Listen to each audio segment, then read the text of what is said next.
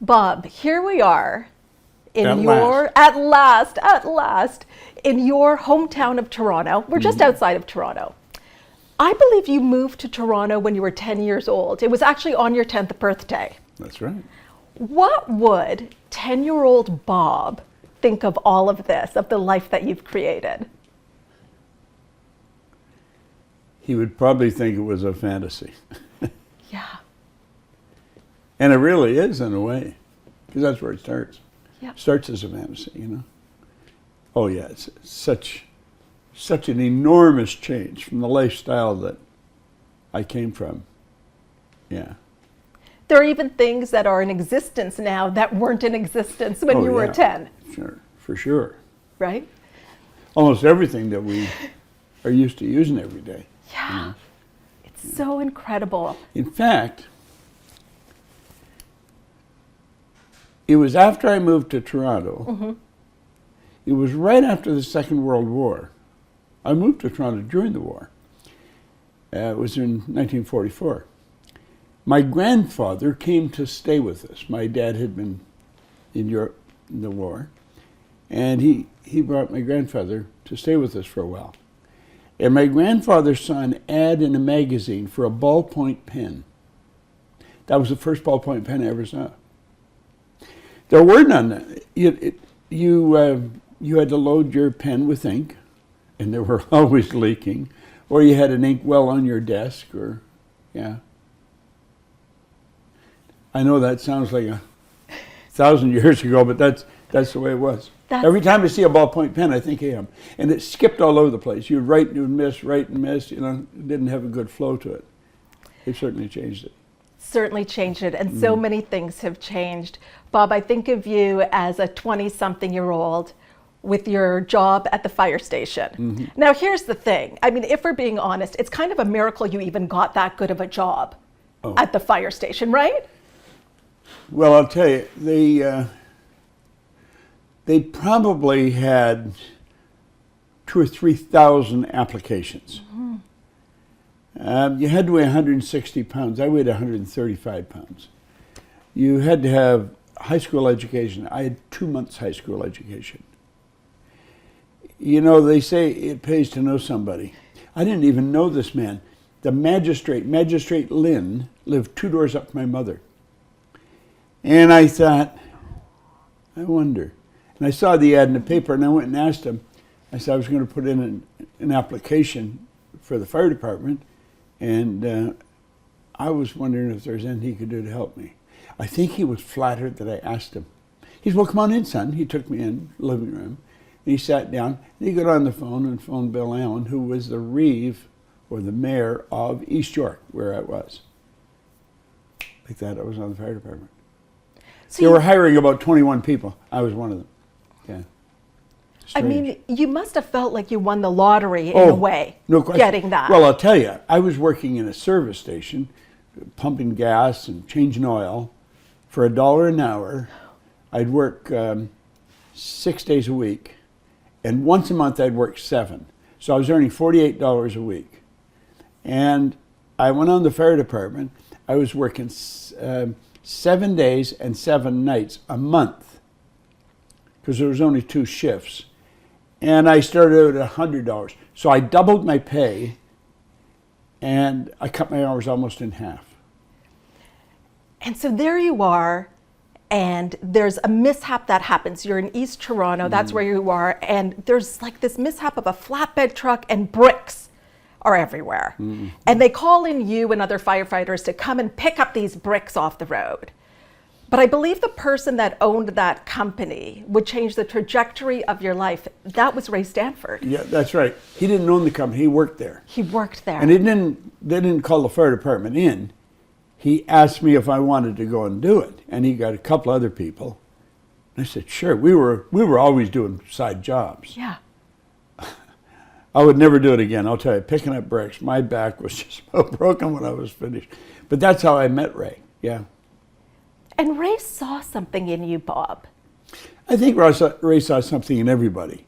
And I think if he liked you, he would help you. That's the way I've sort of analyzed it. And he he suggested, he said, why don't you change the results you're getting? Well, I didn't know I could. Like, I never even thought of changing results. I'd wake up and I'd go to work and, the idea of results and changing results, happiness, health, well, that never entered my mind. But he said, listen, he said, I'm happy, healthy, wealthy. You're unhappy, sick, and broke. He's my way works, yours done. Why don't you do exactly what I tell you? Now, I had never done what anybody told me. I was 26. I just would not follow direction. I hated discipline. And for some strange reason, I decided I would do what this man told me. And what he did when he did that, or when I decided I would do that, I learned a great secret of life. Here I was, a person who was getting results that I would have only dreamed of. I never thought I could get them. You go to a person that's getting the results you want, ask them what to do, and then do exactly what they tell you. And so I did that with him, and then as I moved on and kept growing and developing, I kept doing that. I would go to people that were getting results that I wanted to get, and I would do what they told me. I mean, we do that with basic things. If you're going to drive a car, you go to somebody who knows how to drive the car, and then you do what they tell you. But that's an unusual practice in life in general. And it's too bad because we can do anything, we can have anything we want. I think it's so remarkable, Bob, that Ray says to you, do exactly what I say. And before that, you were undisciplined. You already felt like you won the lottery. You were at the fire station. So probably by your standards, you were doing pretty good. I was, yeah. Yeah. So what do you think it was that you were like, yeah, I'm going to do it? Well, he gave me this book. I got elastic around it to hold it together. And the book has literally fallen apart now. Yeah. I've been reading this book every day since the day he gave it to me. That was in October 1961. And he said, if you follow what's in this book, is you can have anything you want. Now, I mean, I couldn't believe that, but, you know, he sort of had me, he said, my way's working, yours isn't. And then he said, listen, the man that wrote this book was mentored by the wealthiest man in the world at the time, Andrew Carnegie. He got together with Carnegie in 1908. Carnegie commissioned him to write The Laws of Achievement. Hill was a writer, Napoleon Hill. And he introduced him to 500 of the world's most accomplished individuals. So he started to study them all and study their lives, and he found there was like a golden thread running through their lives. If you're winning, you're following certain rules. It doesn't matter what you're doing. And he said, you know, he spent his whole life writing this book. He started in 1908. It was published in 1937.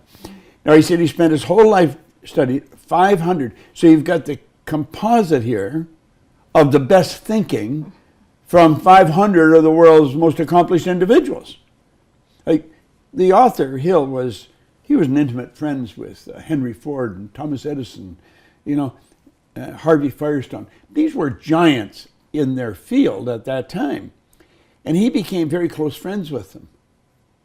And so he said, he spent his whole life studying and putting this together. He said, I think it would be a very prudent move on your part if you spent the rest of your life trying to understand and apply it. Yeah. And, you know, that's it. He said, do exactly what I tell you till you find out I'm lying or I don't know what I'm talking about. I said, I don't lie and I do know what I'm talking about. It changed everything. It changed everything. Yeah. You named your youngest son after Ray. I did. That's how much he meant to you. Raymond Douglas Stanford, yeah. Raymond Douglas Proctor, yeah. Were you named after anyone? It's my grandfather, my mother's side. Yeah. Okay. So this book, Bob, so now, you know, you're in that material and you fall in love with it because you've changed your life. This book is a bestseller, times, you know, over and over again.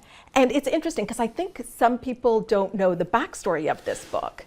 I love this. You are in a taxi in Toronto. You've written out with a pen the manuscript for the book.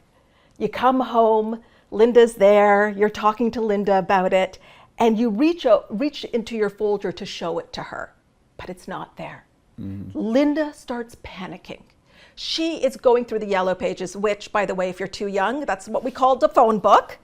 She is going through the yellow pages, phoning every taxi company to find this. But she says what strikes her is how calm you are. And you say, Linda, I guess that wasn't meant to be the book. There's a better version of that. Yeah, well, you see, that's part of what I've learned from reading this book. When something bad happens, it's not just bad, it's also good. Like, if it's 50 feet from that wall to that wall, it has to be 50 feet from that wall to that wall. They're equal and opposite. It's all governed by law. So when something bad happens, I just sort of calm down and think, if this real bad, it's real good. I had written the whole thing by hand. I didn't type. And paper swells. I had a folder about that thick. I didn't have my name on it, nothing. I left it in the back of a taxi. I couldn't tell you the color of the taxi, the name of the taxi, nothing. So, I mean, it was gone.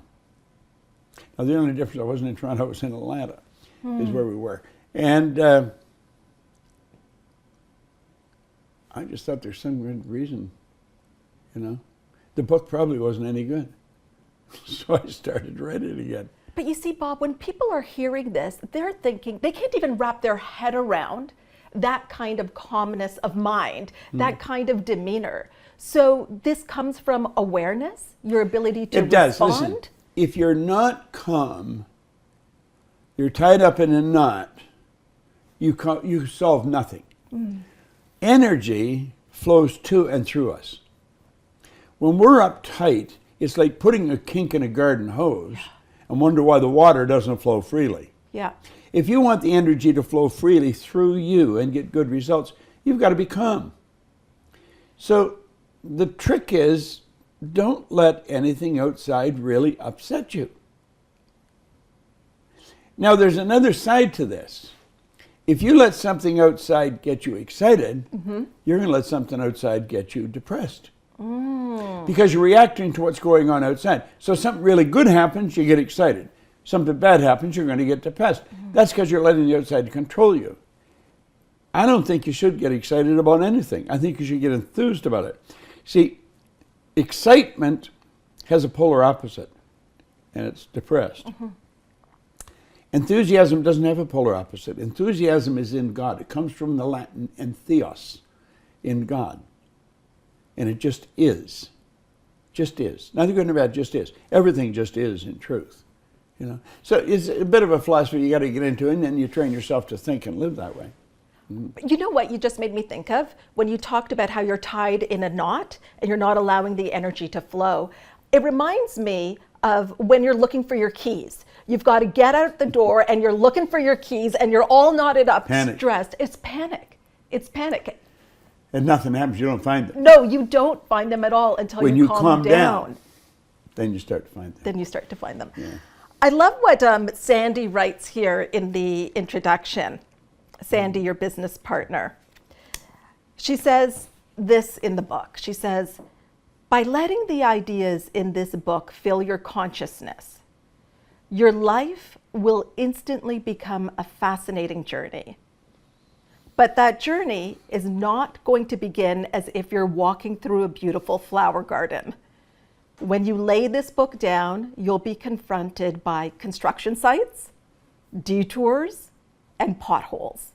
In other words, a respectable amount of resistance from virtually everyone you know. I'm speaking from experience, she says. Did that happen to you when you got into this material? Oh, yes. Really? Absolutely, it did. Sure it did. Yeah. It did. I was so fascinated with it, though, I couldn't stop listening to it or reading it. See, I was only reading this for a short time, and then I found where Earl Nightingale, a broadcaster in Chicago, a radio broadcaster, guy had such a great voice. He had condensed this book and narrated it on a record. And so I would drive around with a battery-operated record player playing the record. I was absolutely fascinated with the information. You know, keep in mind, I was born during the Depression in 1934, right in the heart of the Depression. When I'm 5, 6 years old, just starting school, the whole world went to war. So everything's rationed. Fathers are all gone. Mother's working in war plants. Grandmother's trying to raise 3 of us. I mean, there wasn't a whole lot of attention given to anybody. It was not a good time. Food was rationed, everything was rationed. So I grew up, lack and limitation was sort of the order of the day for everybody. And everybody lived that way. I mean, so it wasn't that we were just bad off and nobody else was. And when I started to listen to this, the idea you could have whatever you want, that you've got these mental faculties if you start using them, you know, that you're God's highest form of creation.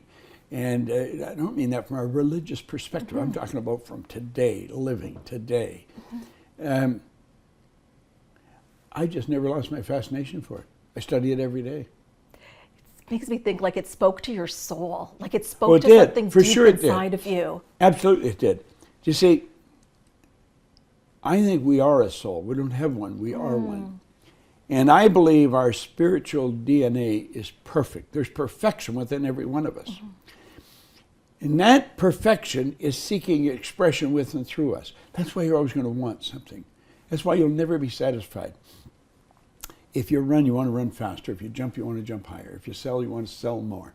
Doesn't matter what you do. You're going to want to do it better. And that is because the essence of what's inside of you, spirit, is always for expansion and fuller expression. So you want to do it bigger. You want to do it better, faster.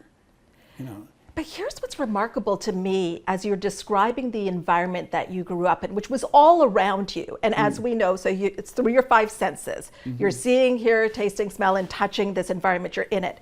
You're hearing this material that's touching your soul. You're hearing this material. Like, it had to be such a big pull when everything around you is saying, there is no way that can be possible. Well, that's true.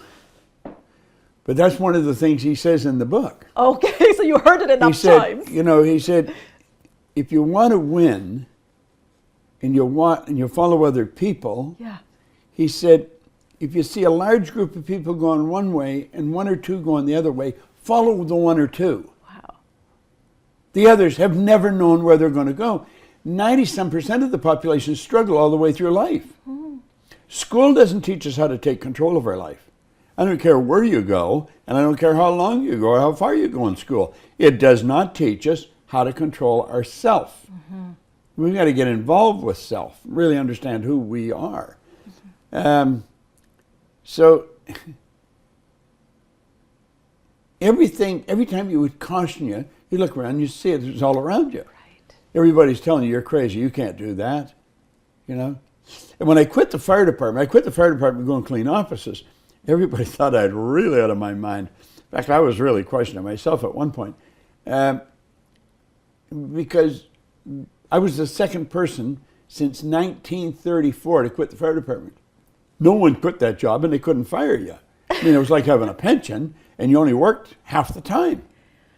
You know, and when you were working at night, you'd sleep. I mean, it was like being retired. Because I was in a slow haul. If you're in a busy place, well, that's different. Downtown Toronto would not be a good place. But at any rate, I got into that and I thought, I can't stay here. Because they were sitting around doing nothing, wanting to play cards or play darts. And I'm thinking, I know, I got to do something. So I eventually quit. And I went and started cleaning offices. Yeah. And you hired some of those firefighters. I had about 10% of them working for me at one time. You see, everybody thought I was quitting to go and clean offices. Yeah. But I was quitting to go and build a company. And I didn't have any formal education. I didn't have any business experience. So everybody thought, well, what makes you think you can build a company? Well, I don't know what it made me think it, but I could think it, you see. And I went from earning $4,000 a year to $14,500 a month in a year. Now get this for a minute. The fire chief of East York at that time was earning $11,200 a year. A first-class fireman was earning $4,000 a year. There was only one chief. Now there was a couple of district chiefs, but the chief, the fire chief, $11,200 a year. I got to a point where I was earning $14,500 a month. I mean, it was an unreal change. You talk about quantum leaps. And it just kept growing. If I could see it in my mind, like the book was telling me, if you can see it in your mind, you can hold it in your hand. In other words, if you can get the picture, then you can do it. See, we're creative beings. That's how everything starts. Everything. These cameras, the microphones, the lights, everything started out as a picture in somebody's mind. Well, I was starting to understand this because I was listening to it all day long as I was driving around. I was listening to the records. And I thought, if I can get the picture, then I can go and do it. And so that's what I would do. And so, Bob, when you were even making more than the fire chief, more in a month than he would make in a year, were you still scared to quit? I was still in the fire. Absolutely, I was scared to quit. Yeah. Even when you were seeing that you were making the money? Even when I was, you see, conditioning's a funny thing. I know. It really is. It's insidious. Yes. I was breaking a paradigm. I was going against my conditioned way of thinking. Your mind is conditioned. Everybody's mind is conditioned. It's conditioned first genetically and then environmentally. So we're conditioned to believe there's security in a job. Well, that is absurd. There's no such thing as security in a job. If you think there's security in a job, you lose your job, you're going to be totally demoralized because you lost everything. Security is an inside thing. And if you haven't got it there, you haven't got it. Well, I was starting to develop this feeling of security. Now, still quitting, I was scared, but I quit. I gave a month's notice. I didn't have to give a month's notice. I only had to give 2 weeks. I gave a month. Was the month for you or for them? For me. It was for me. It was for me. It kept me safe. You see, I could stay there. So anyway, the second I walked out the door, I knew I'd done the right thing. But I had to walk out the door. So you got to do it. I know. It's like we want to know we've done the right thing before we walk out the door. Yeah. We want a prediction. We want to know it's going to be okay. And even as you said that, Bob, about security, I can tell you, I was talking to someone the other day. Even now, all these years later, people will still have a very difficult time accepting what you have just said, that their security does not come from their job. But they have benefits. They have a pension. Yeah, well, you can buy the benefits. I know. And see, I'm an entrepreneur at heart. Yeah. You know, and I think the more free you become, the more of an entrepreneur you become. Yeah. I've got to play my own game. Yeah. And I know there's no limit to what I can do. So I just keep doing it. You know, you keep building the picture. And you help as many other people as you can build the same picture, do the same thing. You know, I remember you saying that we're here in your studio, and there was a contractor that was obviously working on the studio, and he looked at you and he was like, "How old are you? And how much is this going to cost?" He didn't know. You've got pictures, you've got things to do.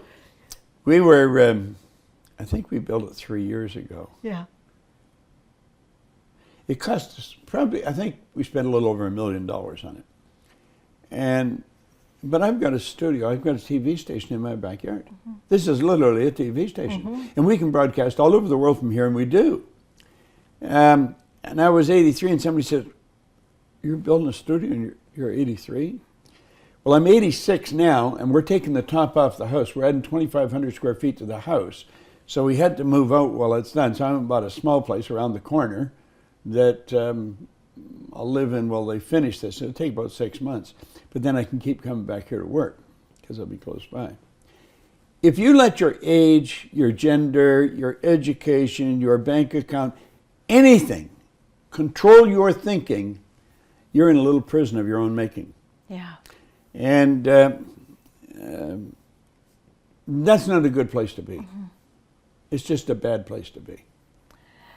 You know, Bob, I'm thinking about when you started to make money, and because this is so interesting, because we all do this. So I'd love to hear more about this from you. You start to make money, so you buy a nice car. Mm-hmm. But I guess there was still a little bit of disparity in your self-image and the car, because you would park it far away from your meeting. No question of it. Listen, when I worked in a gas station, there was a guy, Mr. DeVere. He would come in and he'd park this great big long Cadillac by the pumps. Yeah.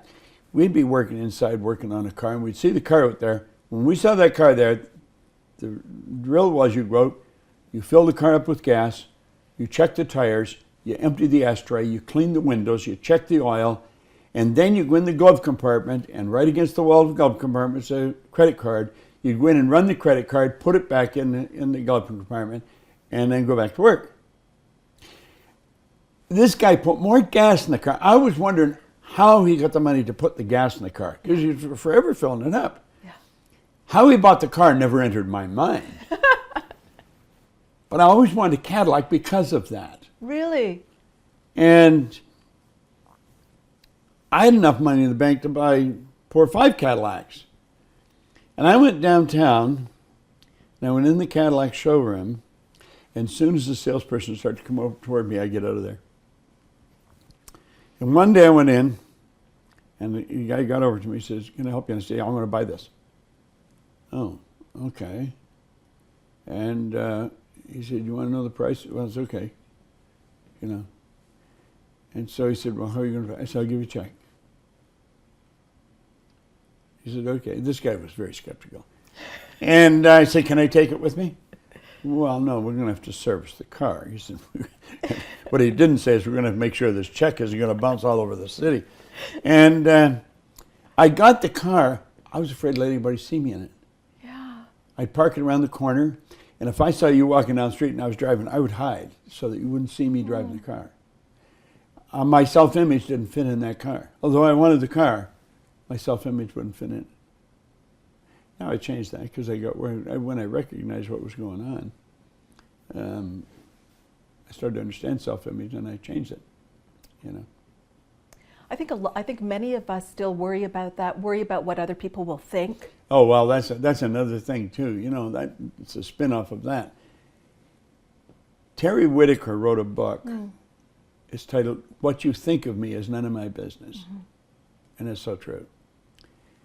We spend too much time worrying about what someone else thinks. And I think that comes from when we're little kids, our parents would say, "What would the neighbors think?" Right. I found out they don't. The neighbors don't think. We got to quit worrying about what somebody else thinks. Yeah. What we got to be concerned with is what we think. Yes. Because what we think is controlling our life, you know. Yeah. And it's so interesting because worrying about what people think keeps us small. It keeps us from not doing certain things. Absolutely. Because we're worried about how we'll be perceived. So even our successes, we don't want to share it. We don't want to come across as bragging, or who do we think we are showing up in that Cadillac, Mr. Proctor. Yeah. You know what I love, Bob? I love when we go to your events. And if you haven't been to an event, you've got to get to one. This is what you're going to notice is, Bob, at your events, you have people of all different races, all different ages, different religions. You have devout Muslims, devout Jews, Christians, people that are not religious, they are religious. I have not seen that from any other event I've been to with other speakers in your space. Why do you think that is? You say they all have one thing in common, they're people. But it's your messaging. Yeah. Yes, they do have one thing in common, they're people. But what is it about you? Well, I believe we're all the same. The religion is an accepted concept. That's what religion is. People are not born Christians, they're born. And Christian is a belief system. Right. They adopt from the parents or the Jew or the Muslim. I think we should set all that stuff aside and look at the potential that we've got, and then how to develop that potential, how to alter that subconscious conditioning, the paradigm, how to put a new one in. See, we've really got a program in our subconscious mind. It's like our biocomputer. And this program was put there by somebody else. So the people that wrote the code for the program that's literally controlling our life had no idea what the hell they were doing. They really didn't know much. It's been passed down from great-grandparents to grandparents, and down. And that's how we're conditioned as children. So it's genetic. There's a particle energy from mom and particle from dad come together. That forms the nucleus of you. And then it keeps an attractive force going, and 280 days later you make your debut on the planet. Well, there's been a lot of conditioning go on there. Yeah. All that DNA, it's all there. Every idea that they believe is built right into the genes, our belief system. And it's our belief system that controls us. Now, when we start to question some of our beliefs, that's when our life starts to change. Like the belief, well, I'll give you a good one that we're operating with. Women are not as valuable as men. And you'd say, God, this is 2020. That idea is gone long ago. Not on the paycheck, it isn't. You're right. You're still, I think a woman gets about 70% of what a man gets. It's absurd. That's why you find so many women now becoming entrepreneurs, and very successful ones too. Well, look at your company. Our company's run by women, really. Yeah. The most successful consultants we've got, almost all women. Yeah. Earning millions, really. Yes, absolutely. So you said that, so we get this conditioning, we're in the culture, in the environment that we're brought up in. And what I think happens, what I've started to realize is that we start to accept things that are as fact, that are opinion, that are beliefs, that could be changed. Well, another thing, look at it this way. We go to school, we read the book, we answer questions on the content of the book that the teacher puts together, and if we get a certain mark, we pass. And if you did this year after year, let's say for 8 years, then they'll put you in high school, or maybe it's 10, I don't know, and on through university. But it's the same deal. You get the book, you study the book, and then you answer questions on the content. So you got people going out into the world, they pass their exams, they've got excellent grades, they got degrees, and they're failing miserably. Why? Because they've never really understood and applied the information that's in the book. What they got wasn't an education at all. They gathered information. They gathered knowledge. Knowledge on its own is no good. If knowledge was valuable, all librarians would be multi-zillionaires. Knowledge is not valuable. Knowledge has to be organized and then intelligently directed. And that's what we've done at the Proctor Gallagher Institute. We've organized knowledge and we intelligently direct it. I feel like we just have to let people take this in. This is huge. This is huge because people feel like they have to forever gather information. They don't know enough to start anything. I don't know enough. I have to research this. I have to research that. And you see people going back to school to get another degree because they have trouble getting a job. And what you said about what you do here at the Proctor Gallagher Institute, as you know, my background is in psychotherapy. And what I tell people is I don't think I have found anything better than the Thinking into Results program personally, in a way to facilitate change at that subconscious level, have a transformation, but in a shorter amount of time. Like, I love people, but I don't need to be with them for years. They may not want to be with me for years. And this is what I love about it, is that you can have that transformation, but it's because, it's exactly what you just said, it's organized. It's organized and intelligently directed. And intelligently directed. And honestly, we have to thank Sandy Gallagher for that. Yeah. The program itself, yes. Sandy put it together. See, what Sandy did, she studied everything that I do. Yeah. And then she said, now I'm going to take certain things that you know and put them together in an organized manner so that we could take it into a corporation. So absolutely, she gets full credit for that. But the growth of the company she gets credit for too. I'd been in the business a long time when I met Sandy Gallagher. Now, she's been with us now 14 years, something like that. But she's a financial genius. She was a securities lawyer, buying and selling banks. She was a very successful person. But she wasn't really fulfilled, I guess. And so she started to study everything we got, and then she became a partner in the company. And I think it's because of her perspective that she was able to organize it and then create thinking into results in a way that she knew was needed. In a way, because honestly, you're taking big concepts here, but you're making it simple so that it's accessible to everybody. That's what I think is so incredible. And, you know, of course, this was originally intended maybe for corporations, for teams, but for anybody. I use this with people in their marriages. Sure. Like you start doing what you know how to do in your marriage, Well, and you things see, get better. Sandy was buying and selling banks, merging banks. And there was once she was in the boardroom and two banks were going to come together. They would have been very successful. They just couldn't seem to meet.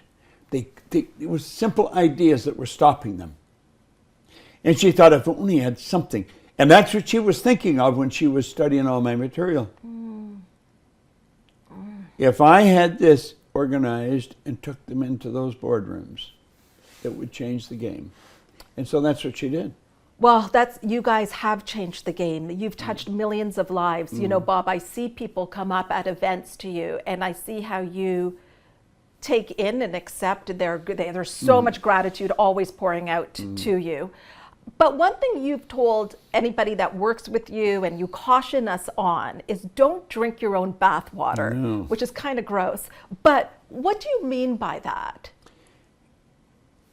Listen, we really do help people. Yeah. There's no question about it. But we don't help everybody. The person has to take it and use the information.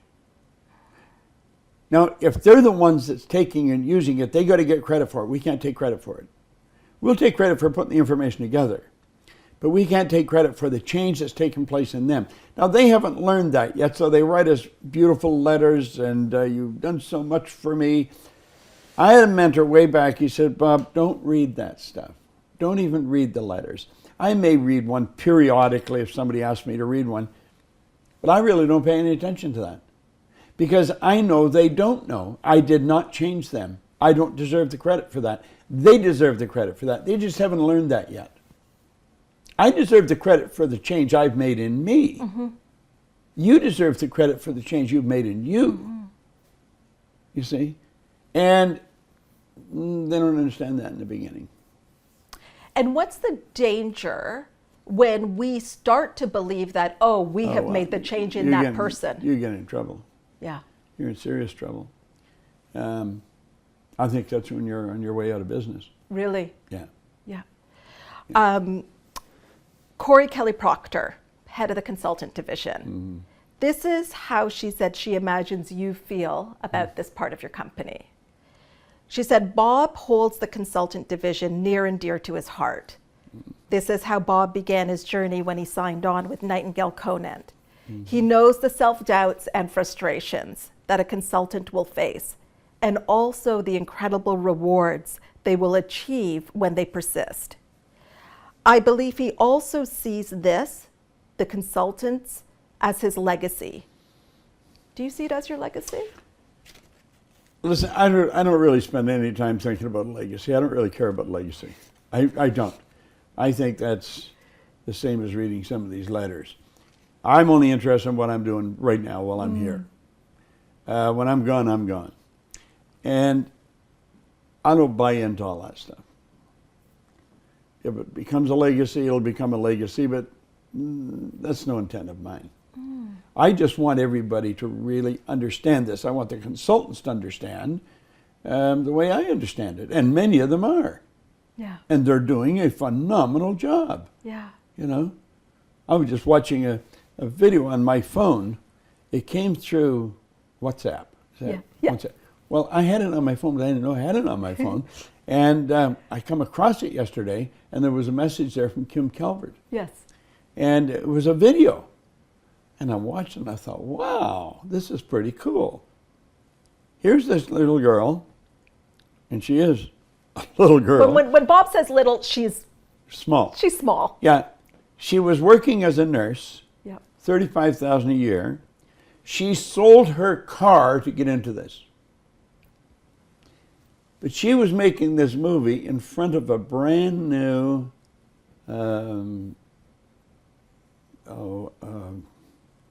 Was it the car, the Ferrari? the Ferrari. Yeah. Yeah. £250,000. Yeah. This is one of the top lines.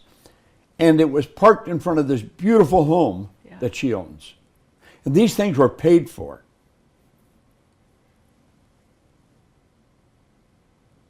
She's done a great job with this. Now, there's others that have done a great job too. Yeah. But I was watching that and I thought, wow, this is so good. It's so cool. And here's the best part about the Ferrari. Because she's so little, they had to adjust the seats and specially adjust them for her, the driver's seat, so now nobody else can drive it. So she could see out the window. So That's pretty they funny. had to raise it up so she could see out the window. So you've shared this material around the world, and you gotta get a kick out of this, that now we, like other people are sharing, who are around the world are sharing your material. But you have shared it around the world. What's your favorite country? Malaysia. Why? I'm not sure I know. I just love Malaysia. I love the people. I spent a lot of time there. Yeah. Deliberately, I would keep going back. I think it's the energy of the place. It's a very spiritual country. Like you've got 18 million people there. Half of them are Muslims, so they're praying 5 times a day. You've got a lot of Muslims or of Buddhists. They unashamedly pray in their little chapels on the street.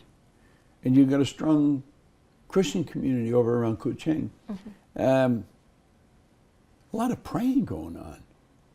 And of course you've got the forest too, you know. So it's the jungle. So it's the energy of the place I think that I like. I love it there. I really do.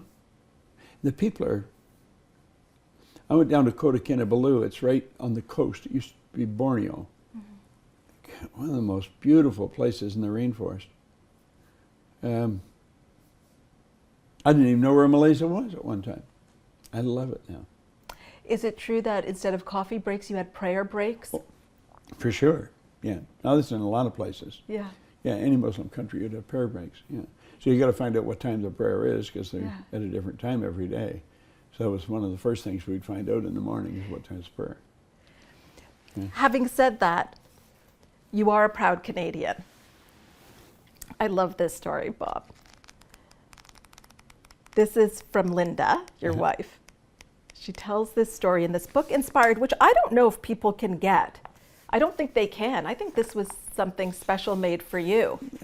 These are stories from family and friends. Yeah, it's a good book. It's so good. They gave me that for my 75th birthday, I think. You had to be in the family to put a story in it. Mark Victor Hansen wrote the foreword. Yes. But other than that, it's all family. And some of these stories are really little kids, you know. Yeah, and we're going to hear one now from Linda about you being a Canadian. Yeah. She says, Bob is a Canadian, a very proud Canadian. I, on the other hand, hail from south of the border, the United States. This has presented some interesting situations, conversations, and debates over the years. Some time ago, Bob and I traveled to the U.S. to attend a friend's wedding. We flew in the day before to enjoy the pre-wedding festivities. Story, yeah. It's not often that there is absolutely nothing on his schedule on any given morning. So this rare occasion, we lingered in bed to fully enjoy the freedom from his hectic schedule. We were engaged in a quiet conversation, which turned into a debate about our respective countries. Bob was winning the argument until I mentioned to him that I had recently read in a Toronto newspaper that the Canadian Navy had lost one of its 3 submarines in the Great Lakes. Well, this was just too much for him to overcome. So in his loudest voice possible, And without regard to the other hotel guests, Bob began to sing the Canadian national anthem, "Oh Canada." I tried to stop him. I tried to quiet him down, but he insisted on singing the song right to the end. Yeah. I can only imagine what the folks in the surrounding rooms were thinking. We were in Alabama, for Pete's sake. Well, you would stop and think about it. You know, you talk about the American Navy, it's Yeah. dominant in the world. Canada has 3 submarines, or had, I don't know if they have any now, and they lost one of them in the Great Lakes. I mean, you talk about a bit of an embarrassment. I was beat, I couldn't win, as I started to sing "Oh Canada." And it still makes you laugh so much. Oh God, that was so funny. Yeah, I'd forgotten all about that. Yeah. You know, Bob, she continues to say, though, that you really take your responsibility about being a Canadian very seriously, especially when it comes to voting, that you take the time to get to know the candidates and what they stand for, and you vote, you vote all the time. What does Canada mean to you in being Canadian? Well, Canada's a great country. Yeah.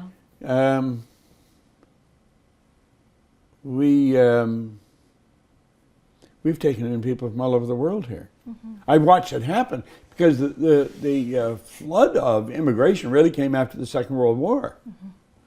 Toronto was a very dull city up until the end of the Second World War. It's probably one of the most cosmopolitan cities in the world today. I read one day where there's over 100 languages spoken in Toronto. Yeah. Well, that certainly wasn't the case prior to 1945. Or 1946 or 47, when there was a very heavy flow of immigration. I think Canada's a great country. It's a big country with a small population. You know, there's more people in Southern California than there is in Canada, but it's a huge country. You know, so I like being a Canadian. Yeah, because you could live anywhere. But I like the Americans too. I like being in the States. Yeah. I think America's a great country too. Yeah. You know, it's America is really the country of entrepreneurs, Yes. opportunity. No question about it. Yeah. It's so big, and you got all those states. And I'm very fortunate that I can travel around. I have visa to do that, and I feel very privileged. You know. Yeah. Speaking of travel, you recently did something that you've never done before. You were an actor in a movie. I was. And here is what one of the producers, Kelly Pascuzzi, said about you on set.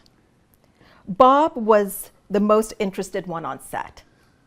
He obviously understands the value of specialized knowledge, so he made it a priority to connect with our director and actors prior to his scene, because he had such a sincere interest to understand everyone's roles and also to see what he could learn.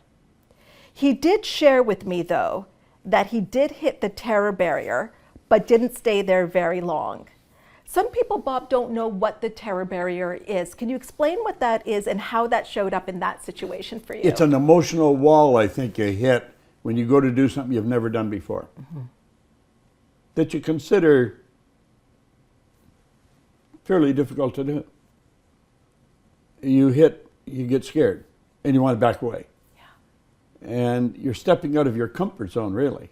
And if you're not doing that, you're not growing. So the terror barrier is actually an indication you're growing. But it's a scary situation, yeah.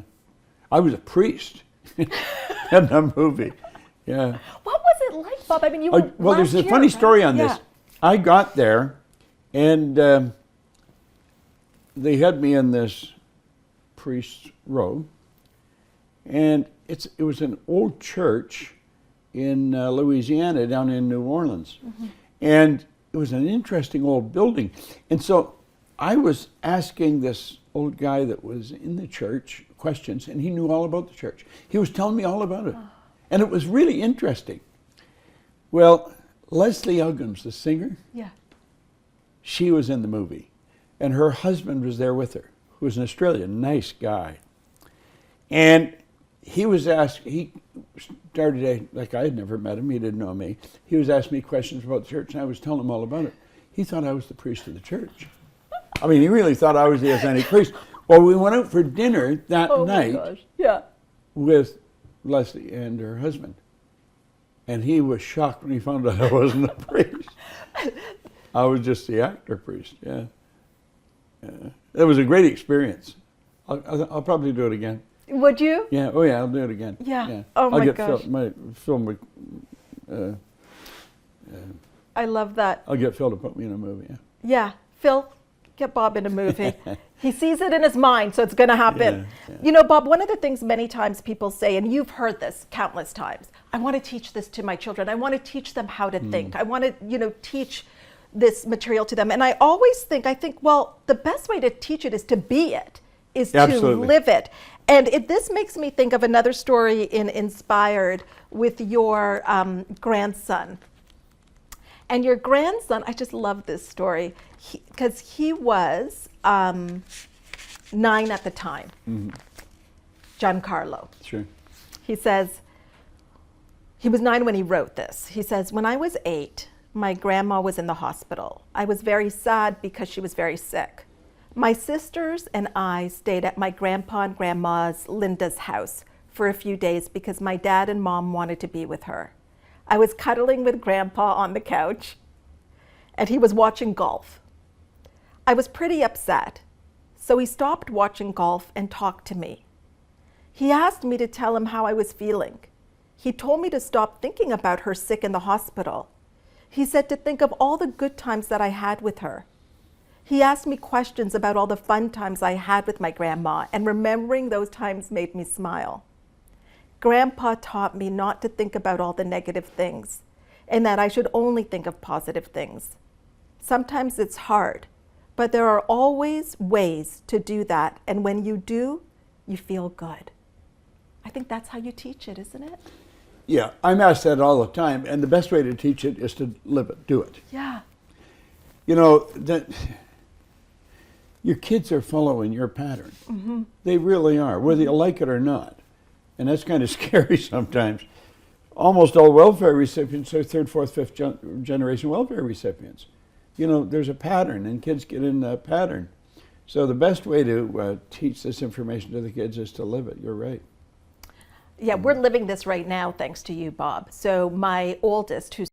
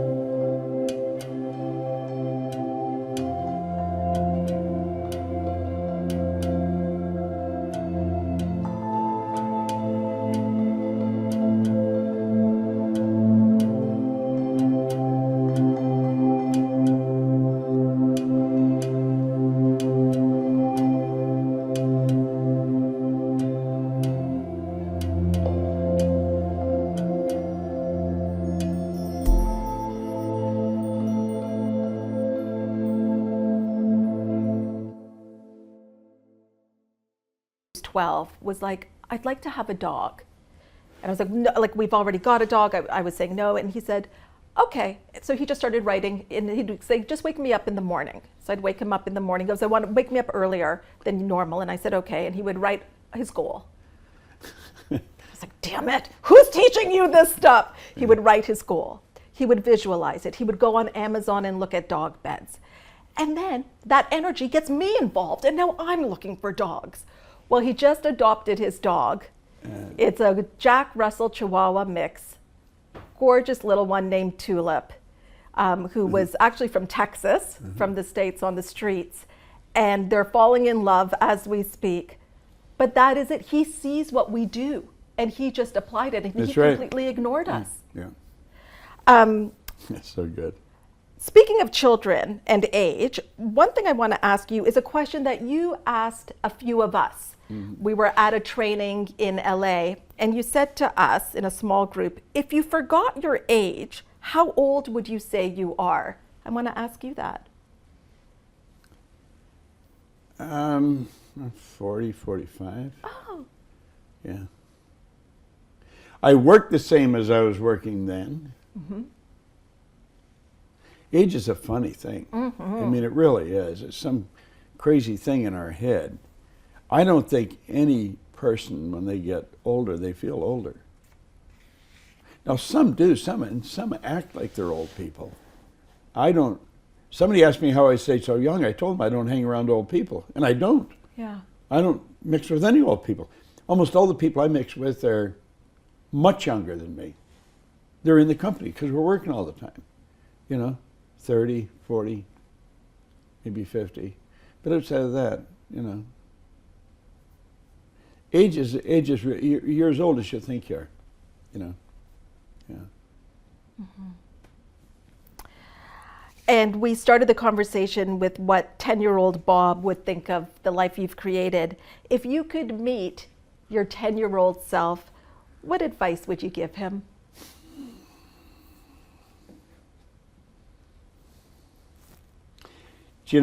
I've thought of that in a different manner for a long time, probably none.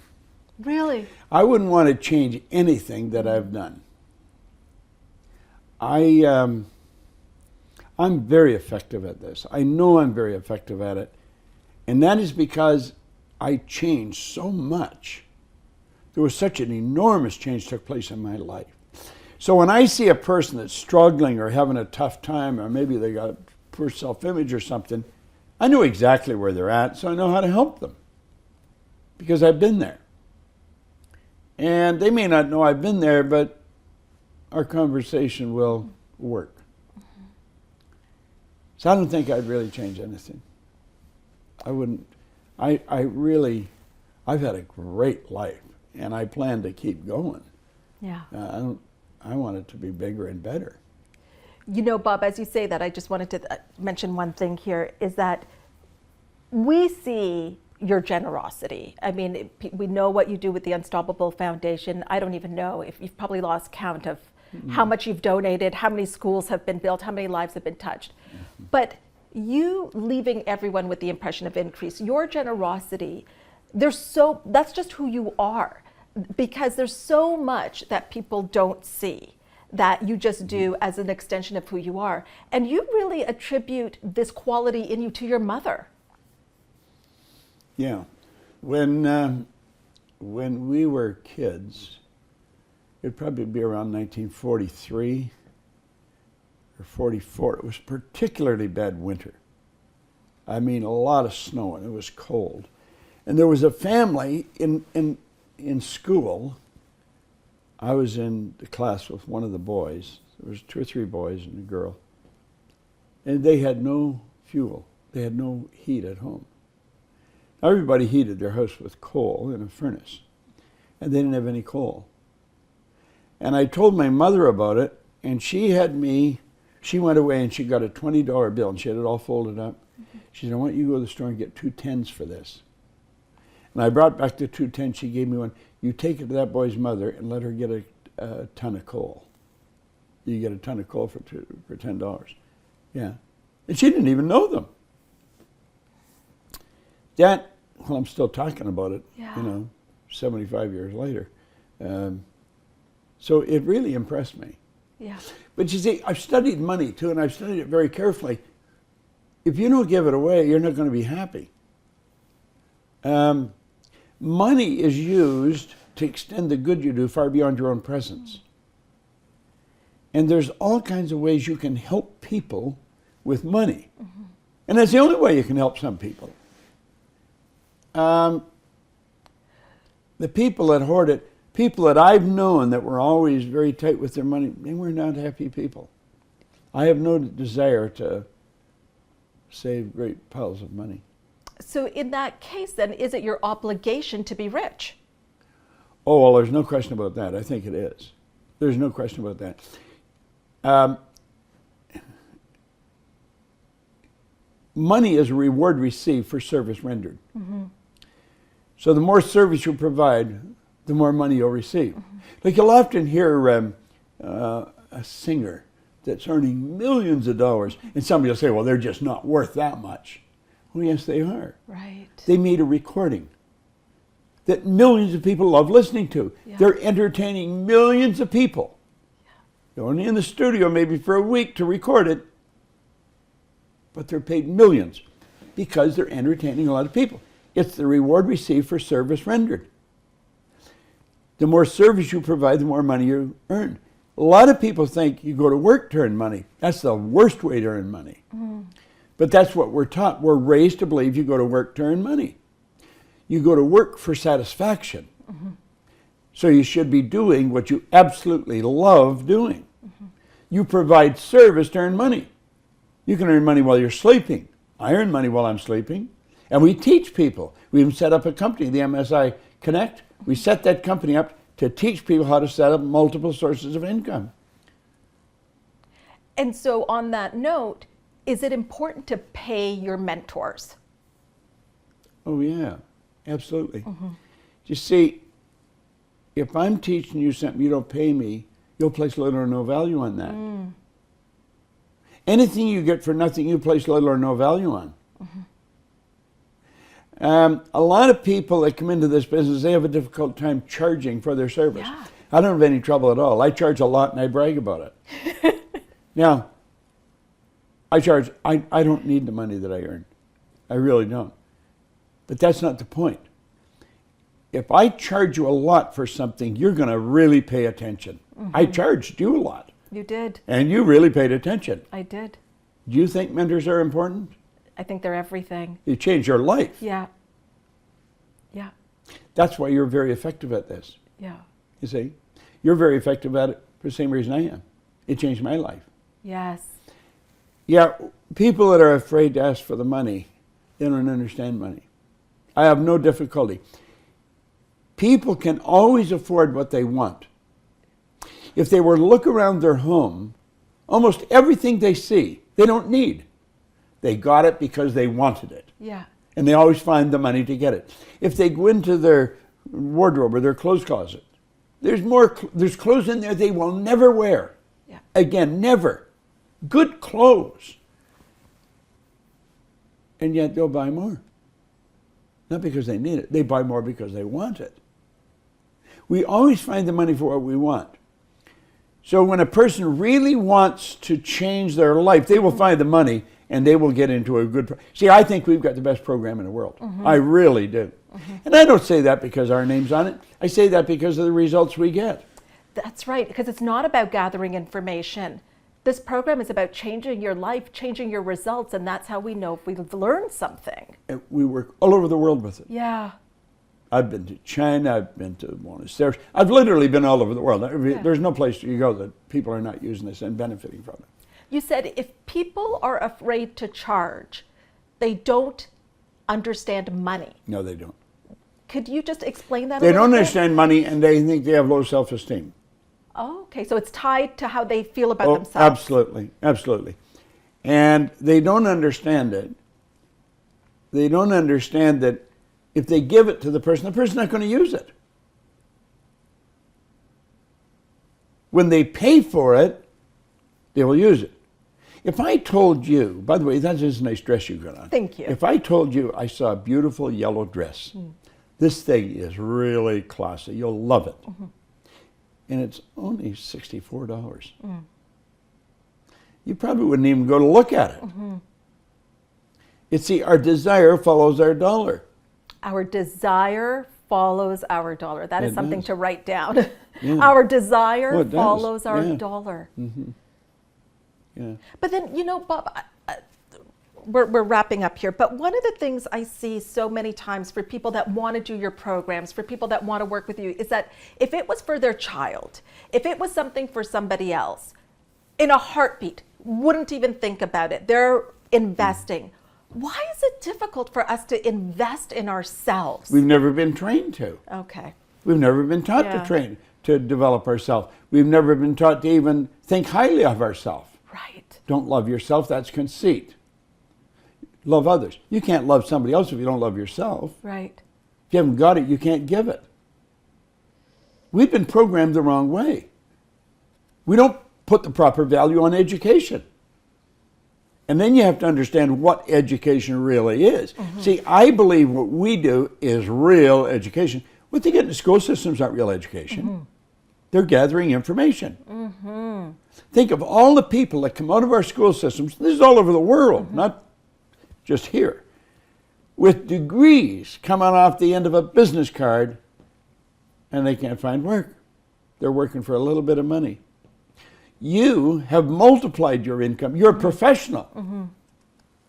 How many times more have you multiplied your income? Oh, I don't even know. I'd have to do the math, but I've stopped counting, to be honest. I was thinking about that today. Many times. Yeah. Yeah. Yes. But we're not taught, and we have judgment on it. It's selfish. I shouldn't be doing this. That's incredible. Okay. So let's bring this in for a landing, Bob. I'd like to call this the couch, back to my psychotherapy days, where we'll do some free association. So I just want you to say the first word that comes to mind. Here we go. Favorite dessert? Ice cream. Really? What flavor? Vanilla. Really? Favorite animal? Dog. Oh. My dog. My Your- little Pomeranian. Oh, Dolly. Yeah. Your best habit? Discipline. I'm very disciplined. Mother? I think mothers are the most important people in the world. I had a phenomenal mother. In fact, when my brother and I and sister and I get on the phone, we're always saying, God bless Mother. Mother made a change in her life that was huge when she moved to Toronto. From a little town. Everybody told her she was crazy. Our life is so good today because of that move. God bless Mother. Mothers are very important. Fatherhood? I don't relate to it that much. My own father I never had any relationship with. I like being a father. Yeah. You know, I enjoy the kids. I enjoy the grandkids. I love it. And great-grand. You have Oh, a yeah. great-granddaughter, Yeah. right? Yeah. Coming over here Friday morning for a swim. Aww. Yeah. The soul? You are a soul. God. You don't get one. Oh, sorry. You don't have a soul. You are a soul. I am And the it- soul. You are. And when you understand that, it makes a big difference. The soul is forever seeking its awareness of its oneness with God. God is everything. God is everything. All-knowing, all-powerful, ever-present. Everything is God. Our responsibility is to gain our awareness of our oneness with God. Well, then you answered my next one, which was God. So God is everything. Absolutely. And the final word, the first word that comes to mind when I say Bob Proctor. Salesman. That is perfect. Yeah, I think of myself as a salesman. Yeah. I'm always selling. I love selling. Selling is leading another person in a path of agreement. It's helping other people get what they want. Nothing would move if it weren't for salespeople. Yeah.